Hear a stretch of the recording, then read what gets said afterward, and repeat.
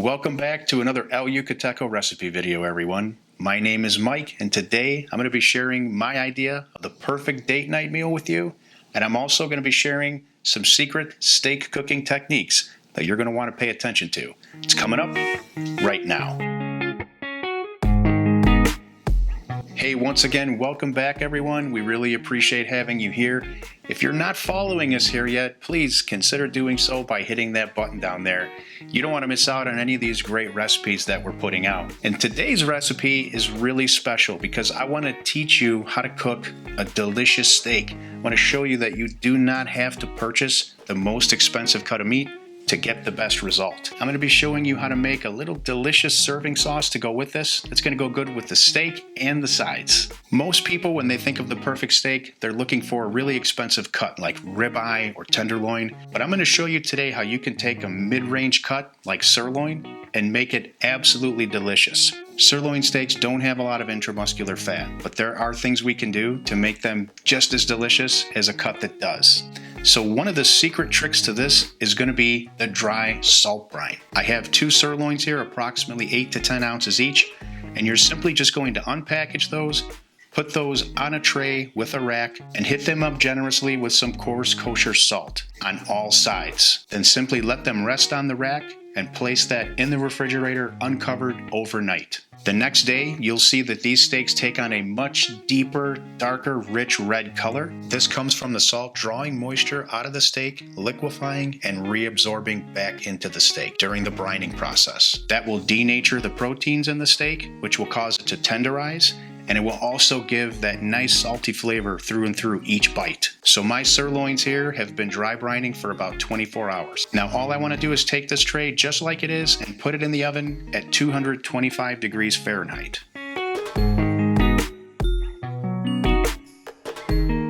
Our steaks are in the oven, so now we're going to be making that delicious dipping sauce I told you about. I'm starting here with a little base of olive oil. This adds some really delicious silkiness to this sauce. To that, we're going to be adding Worcestershire, a small amount of red wine vinegar. This really adds a lot of freshness to this. We just have some coarse black pepper, minced garlic, and I'm adding some El Yucateco Black Label Reserve to this. In this Black Label Reserve recipe, the habaneros are roasted, so this adds a really delicious charred smokiness to this sauce, and it's a perfect fit for this particular recipe. Now we're just going to whisk this all together.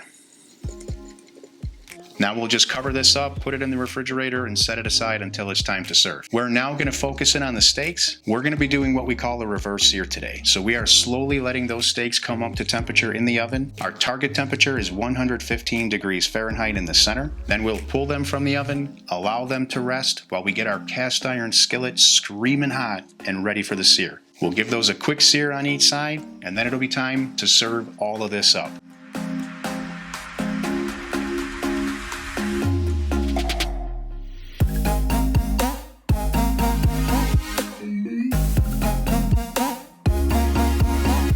Alright, I just finished searing these steaks off, about 1 minute per side, maybe a little bit more.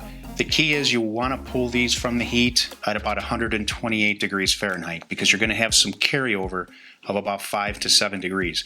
So final finishing temperature, right in that 133 to 135 degrees Fahrenheit. So this is perfectly cooked. Let's go ahead and get all this served up.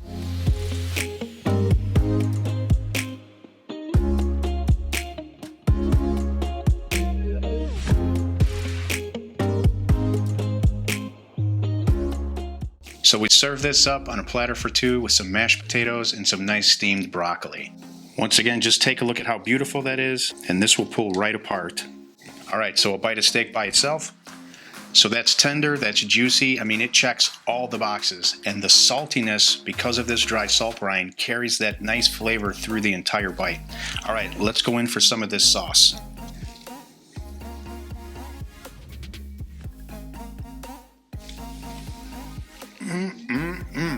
And it'll go good on this broccoli too.